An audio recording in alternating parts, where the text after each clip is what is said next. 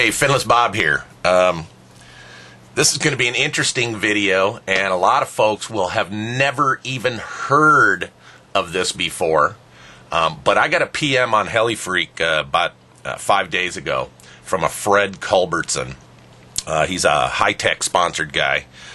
Anyway, the PM came to me and says, "Hey, Bob, I'm an old school guy.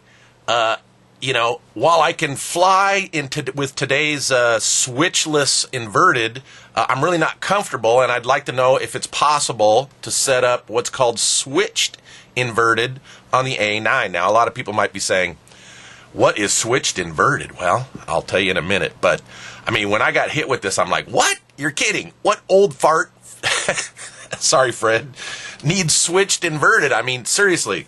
Switched inverted went by the way of the dinosaur probably 20 years ago, maybe at the outset, 25, maybe more.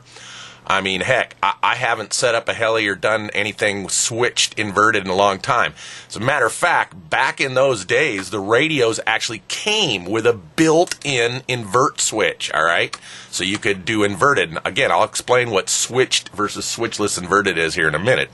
But they actually came with it. Well, like I said, went by way of the dinosaur. Radios don't even come with that anymore, all right? So what's the deal with switched inverted versus switchless? All right, so in today's world, we have simulators where we can practice learning how to fly and move the sticks reversed when we're inverted. Without simulators back in the old days, man, you'd have probably spent your entire fortune trying to learn to fly switchless inverted like today without a simulator. We didn't have simulators back then. Heck, a lot of us didn't even have gyros back then. All right, so today when we go inverted, we have zero pitch, positive pitch, negative pitch. Well, it was never set up that way before. Additionally, when we're inverted, when we make coordinated turns today upright, we do it like this. But when we're inverted, we make coordinated turns like this. So three things happen when you're inverted. One is the pitch is opposite, of course, right? So negative pitch to go up if you're inverted, positive pitch if you're upright to go up. Additionally, aileron stays the same. When you roll to the right, you still roll to the right when you're inverted, but elevators reverse. So when you want to go into forward flight, you push forward on elevator when you're upright. When you're inverted, you got to pull back on elevator to go into forward flight, all right? So elevators reversed, and of course, rudders reversed, all right? So on switchless today, we have simulators so we can train our brain to fly like that.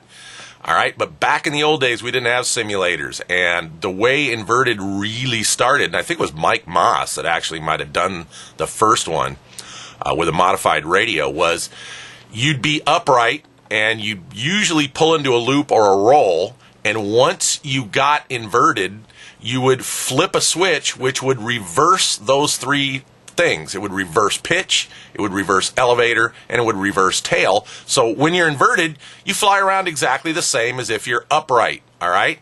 Really nothing to learn other than the maneuver to get you inverted and then flipping the switch, the reverse or switched invert switch, all right? So that's the difference between switchless of today and switched of yesterday.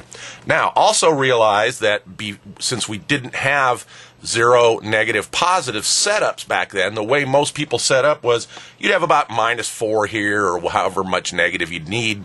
This would be full pitch, 9, 10, whatever you're doing. And hover would be center stick. So, you'd throttle up with some negative, you'd get into the hover, and then this would be your positive pitch. So, unlike switchless today, where we hover about 3/4, back then you hovered about half, all right, or half stick. All right, and then again, when you'd pull a loop or something and you'd get down here into the negative where you could transition the pitch to inverted, you'd flip the switch to inverted, all right? So I'm going to show you how to do a switched inverted with the Aurora 9. And after doing this, I got to tell you, I think there's only probably 2 radios on the market. Maybe top-end Futaba could do this. But this radio, you can do it. I believe the SD10G is probably going to be able to do it because you can move channels around and whatnot. And maybe some higher-end Futabas. I don't know of any JR radios that could actually do this, although I haven't really checked. But I think because of the way you have to do this, it's not possible. But anyway, so I'm going to show you how to do it on the A9. So Fred, here you go, buddy. Hope this helps you out. But what we're going to do is we're going to set up the idle up switch. So this is our normal mode for taking off. Again, -4, hover, positive, and we'll ramp up the throttle.